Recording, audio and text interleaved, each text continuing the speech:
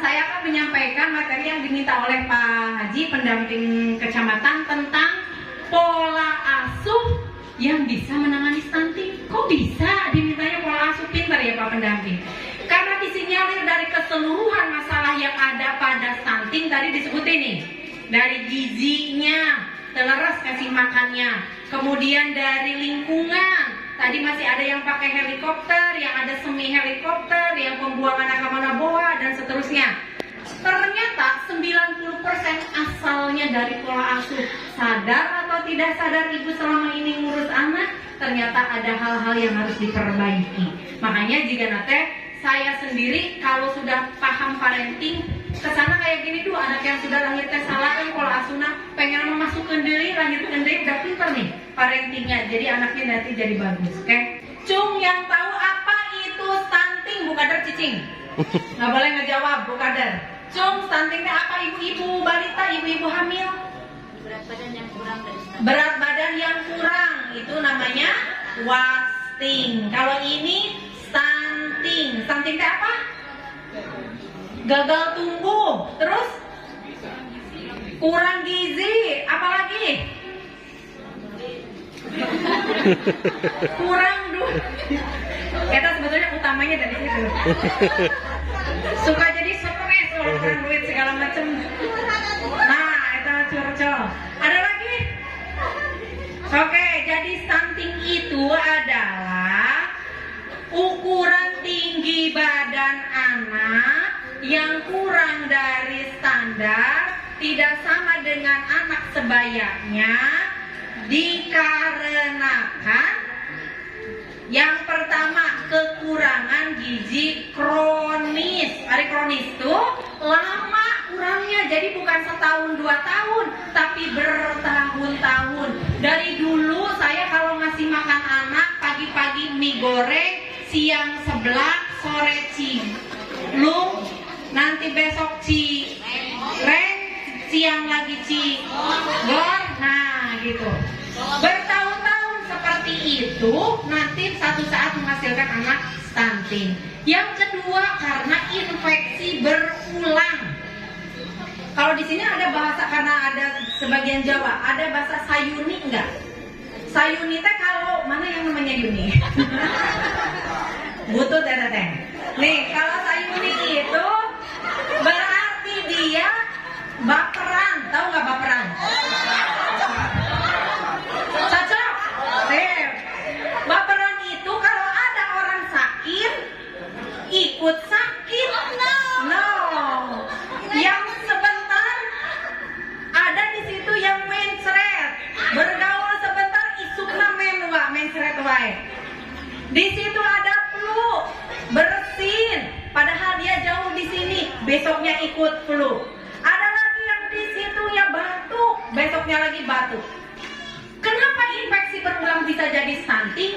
Ibarat ibu sekarang punya cita-cita membangun bangunan pengen tinggi, gede, isinya mewah dan seterusnya. Apa yang mulai akan dibangun saat itu? Pondasi. Pondasinya harus kuat, itu adalah kekebalan tubuh. Bayangkan sekarang mau bangun rumah 3 lantai. Ibu perlu apa? Pasti nyari bahan yang paling bagus. Batu, tadi duit dari baik. Batu kalau nggak ada duit nggak bisa dibeli. Bata, pasir dan lain-lain.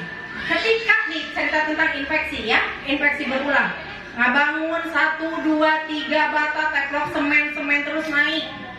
Itu ibarat kita lagi tumbuh nih anak, naik. Pas lagi tumbuh, ada penyakit datang. Jadi sekian bata, 10 bata kena badai, runtuh, sama dengan penyakit. Balik lagi kita ngebangun dari awal. Jadi pas batuk, energi yang kita pakai untuk tumbuh anak itu dihabiskan untuk memperbaiki organ yang rusak karena batuk. Besoknya kena TBC ibu, yang sudah dibangun sampai dengan 50 bata runtuh sekaligus, dibangun lagi dari awal. Jadi kapan ini bangunan bisa beres, bisa naik, runtuh dari gara-gara penyakit. Seperti itu sebetulnya ketika kita menginginkan anak tumbuh bagus, tapi berulang-ulang terjadi infeksi. Maka nggak boleh anak keseringan sakit. Gitu. Itu dari fisik. Sekarang lagi musim, baru beres batuk, katepaan dari batuk, panas dari datang, mencret dari datang, muntah dan seterusnya. Sekarang kan lagi musim. Oke. Yang ketiga, karena apa, Ibu? Karena lingkungan yang tadi disampaikan oleh Pak Pendamping. Meskipun kita bagus, lingkungan kita buruk, kita akan terkena sebuah penyakit yang berasal dari lingkungan. Namanya adalah zoonosis. Dari lalat, dari nyamuk, dari polusi, dan sebagainya. Gitu ya. Ingat nih, wujud makhluk jasad renik dan kecil itu sebetulnya adalah sumber penyakit kayak lalat. Ibu dicocok rengit, tahu rengit? Nyamuknya demam berdarah. Satu rengitnya segede apa dibandingkan ibu rengitnya? Meren ibu beribu-ribu kali lipat dicocok, besok nggak boleh di rumah sakit. Artinya jangan anggap enteng lingkungan gitu loh. Karena yang kecil-kecil seperti itulah yang sebetulnya jadi sumber penyakit. Makanya tadi disampaikan oleh Pak Pendamping Pak Haji. Begitu ibu-ibu.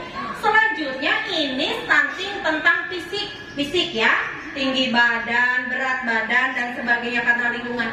Tapi ada yang paling parah dari stunting. Jadi jangan nggak anggap enteng stunting, yaitu perkembangan dan psikososial. Perkembangan apa? Karena yang stunting itu bukan cuma pendek, Ibu. Nggak apa-apalah pendek, saya mah keturunan, soalnya ngobrol gitu. Ibu, saya mah Bu Bidan Teni, ini mah keturunan dari mulai buyut, bau, jangkau lareng, kait siwur, udah-udah. Naon kagena? Nini, Aki, Bapak, Mak, semuanya pendek. Jadi anak saya keturunan pendek mah. Ibu ingat nih ya, keturunan itu hanya pegang bagian 5% dari keseluruhan proses tumbuh kembang manusia. Jadi sisanya sabaraha punya 5% dari genetik. 85% bisa diikhtiaran. Jangan pernah menyalahkan keturunan. Begitu. Jadi nggak boleh ada bilang keturunannya kecil. Memang ada 5%, tapi 95% bisa diikhtiaran. Begitu. Jadi ingat lihat nih, nanti kita ada